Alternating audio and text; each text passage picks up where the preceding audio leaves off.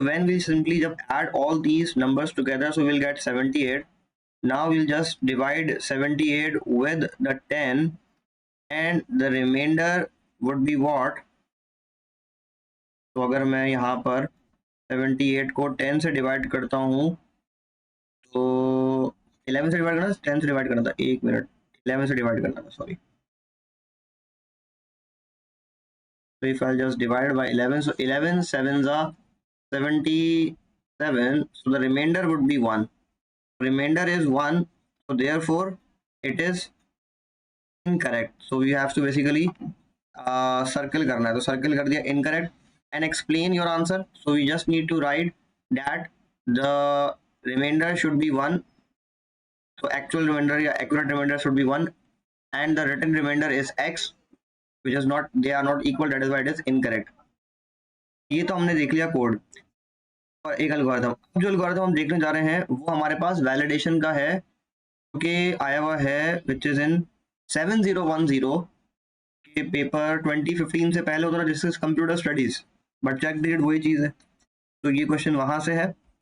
इसमें हमारे पास ये है, company selling CDs using a unique 6-digit identification number for each CD title, the right most digit position is the check digit. तो मतलब यहाँ पर डिजिट पोजीशन राइट से स्टार्ट है और ये वाली जो पोजीशन है इस वाली जगह पर, that is basically a check digit is.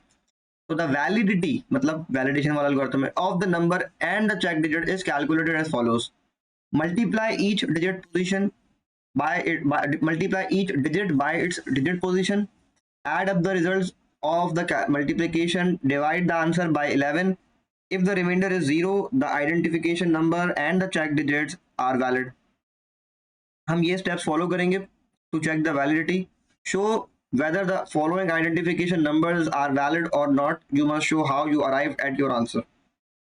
अगर हमारे पास ये नंबर है which is 421923 और हमारे पास जो नंबरिंग है वो यहाँ से स्टार्ट हुई थी 1 2 3 4 5 एंड 6, ठीक है. उसने कहा कि add up the result, multiply each result by its digit position. When we will simply multiply these together, 6 4s are 24, 5 2s are 10, then 4, 9 3s are 27, 4 and then 3, and then we'll simply add all these numbers together. We'll get 34, 34 plus 4, this becomes 38, 38 plus 4 becomes 42, 42 plus 3 becomes 45.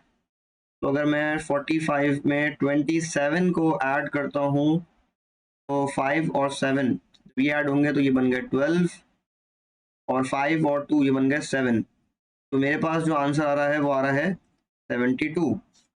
अब अगर हम result को divide कर रहे हैं 11 से, अगर reminder 0 के बराबर आता है तो identification number and the check digit are valid. अगर हम 72 को डिवाइड करेंगे 11 से तो रिमाइंडर हमारे पास अभी भी 0 नहीं आएगा.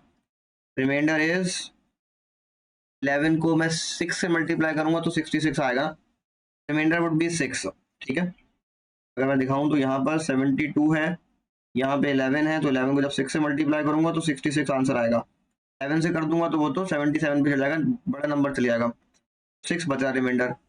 Reminder is 6, it is not valid, ठीक है. अपनी वर्किंग भी शो करके दिखा दी है कि 0 के बराबर नहीं है. नाउ एक और क्वेश्चन है कि बिल्कुल इसी तरह से ही सॉल्व होना है. अगर रिमाइंडर 0 के बराबर आ जाता है वैलिड है, नहीं तो not valid. You can simply solve this question after this class. And then इसका जो बी पार्ट है यहाँ पे ये कह रहा है फाइंड द चेक डिजिट, मतलब वैलिडेशन का आपके पास कोड गिवन है और आपसे कह रहा है find the check digit for the following identification number. अगर मैं यहाँ पर ये नंबर लिखता हूँ तो उसको सॉल्व करने का तरीका क्या है, 5 0 2 4 1 डैश. अब जो डिजिट पोजीशन है वो क्या आती है हमारे पास, starting from right side 1 2 3 4 5 and 6. तो आई एम अज्यूमिंग कि यहाँ पे जो चेक डिजिट है, लेट सपोज मैं उसको एक y नाम का वेरिएबल अज्यूम कर रहा हूँ. अब मैंने हर डिजिट को उसके डिजिट पोजीशन के साथ मल्टीप्लाई करना है। तो अगर मैं मल्टीप्लाई कर रहा हूँ तो ये 5 6 30 हो जाएगा, ये 0 8 12 2 and then y.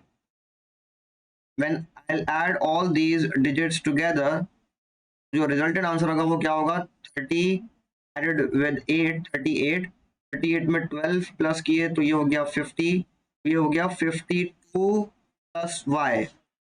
वो ये कह रहा था कि जो भी फाइनल मल्टीप्लिकेशन का आंसर है उसको आपने 11 से डिवाइड करना है और रिमाइंडर अगर 0 तो वैलिड है।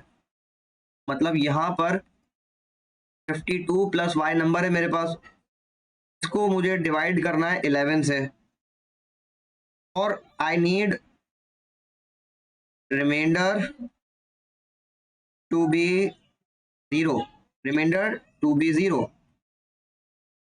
मुझे इस तरह से करना है। ये करने के लिए what I will do is, for example यहाँ पे 52 प्लस y लिखा, यहाँ 11 लिखा, तो रिमाइंडर 0 लाने के लिए मुझे y को किसी ऐसे नंबर के साथ सब्स्टिट्यूट करना होगा जब वो 52 के साथ ऐड हो और 11 से डिवाइड हो तो आंसर रिमाइंडर का क्या आ जाए, 0 आ जाए। अगर मैं y की जगह पर 3 लिख देता हूँ तो 52 प्लस 3 55 बन जाएगा और 11 को जब मैं 5 से मल्टीप्लाई करूंगा तो आंसर जो है 55 आ जाएगा और रिमाइंडर मेरे पास 0 आ गया। इसका मतलब ये हुआ कि जो मेरे पास एक डिजिट है that would be 3 over here. यहाँ पे जो टेक्निक है वो सिंपली ये है कि आप सारे वही स्टेप्स फॉलो करो जो एल्गोरिथम में गिवन है। जस्ट जब आप डिवाइड करने लगो और रिमाइंडर आपको 0 चाहिए तो आप y बेसिकली आपके पास चेक डिजिट था ना, तो उस जगह पर कोई ऐसा नंबर सब्स्टिट्यूट कर दो कि जिसको ऐड करने से रिमाइंडर 0 की तरफ आ जाए। तो देखो यहाँ पे ऐसा काम हो गया। नाउ जिसका लास्ट पार्ट है that described with examples 2 different types of data entry error data check digit would detect. यहाँ पे ट्रांसपोजिशन एरर अगेन एग्जाम्पल्स के साथ सपोर्ट करना। ट्रांसपोजिशन मतलब व्हेन 2 डिजिट्स और 2 और more digits change their position, example दे करके भी दिखा देना। या इनकरेक्ट डिजिट एंटर, ठीक है, इनकरेक्ट डिजिट एंटर्ड आपने कर दिया, या फिर आपने एक्स्ट्रा डिजिट एंटर कर दिया या कोई डिजिट ओमिट आउट कर दिया, तो ठीक है, ये सारी एग्जांपल्स में हमारे पास हो जाएगा। तो ये हमारे पास total check digit algorithm, check digit का एल्गोरिथम था डेटा वैलिडेशन में।